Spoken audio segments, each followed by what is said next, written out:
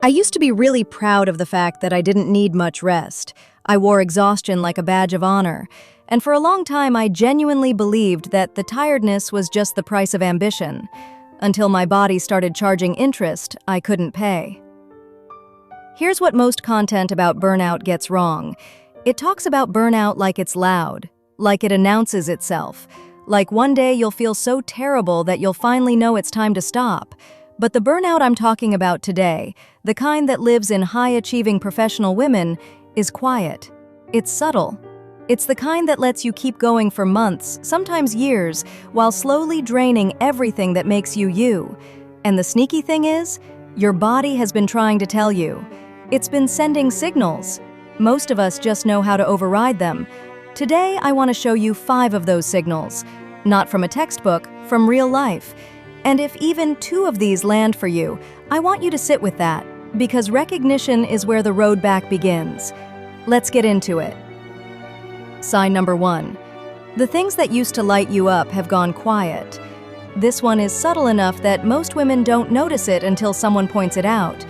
You used to love cooking on Sunday mornings.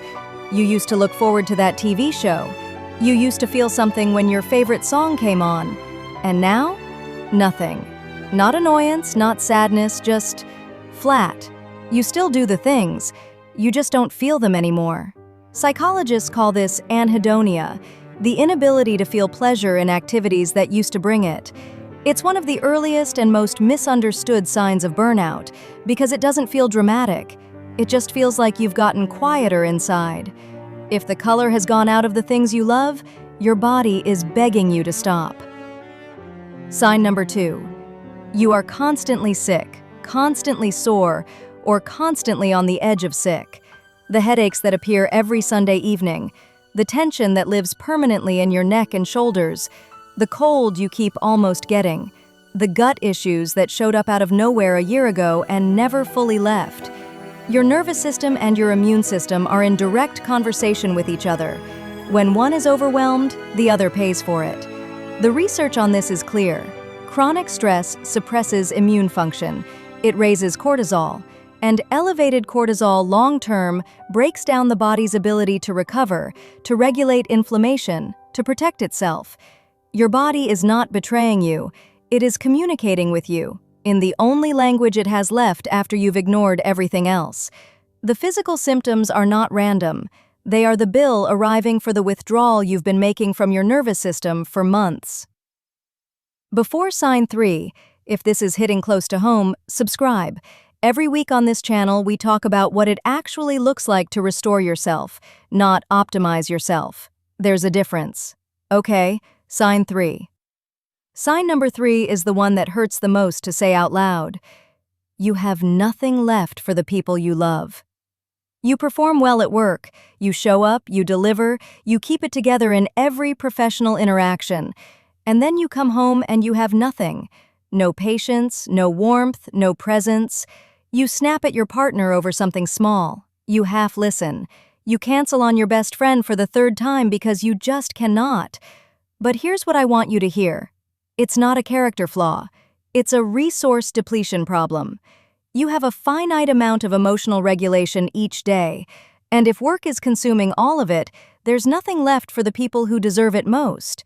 The cruelest part of burnout is that it empties you out where it counts and leaves a functional-looking shell for the rest of the world. Sign number 4. You don't even remember what not tired feels like. This one is the sneakiest because it disguises itself as coping. You've adjusted your baseline. This level of exhaustion is just normal now. You've stopped expecting anything different. One woman described it perfectly. Burnout isn't being a little tired after work. It's the kind where your bones ache and you can't even watch a movie without zoning out. That second kind, the bone-level kind, that's what chronic burnout feels like.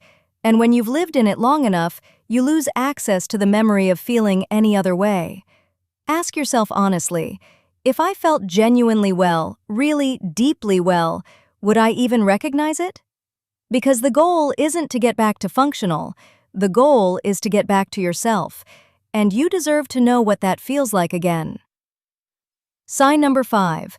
And this is the one I want you to really sit with. You've stopped being able to imagine a different life. Not in a dramatic way, you're not in despair.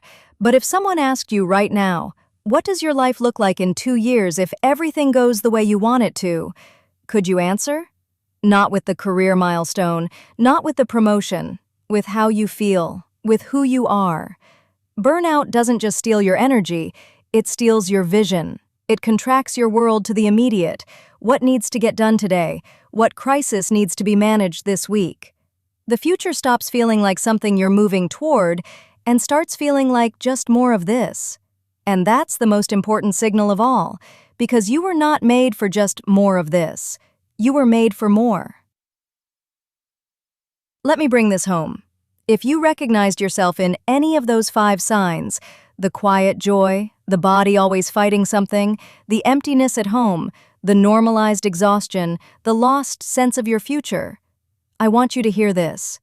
That recognition is the first step, not because now you need to fix everything, but because you've stopped pretending.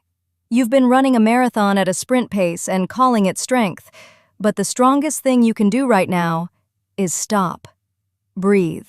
Choose rest not as a reward, but as the foundation everything else gets built on. The road to restoration doesn't start with a big, dramatic life change.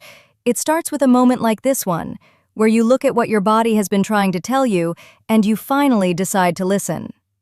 If this video found you at the right time, share it with someone who needs it.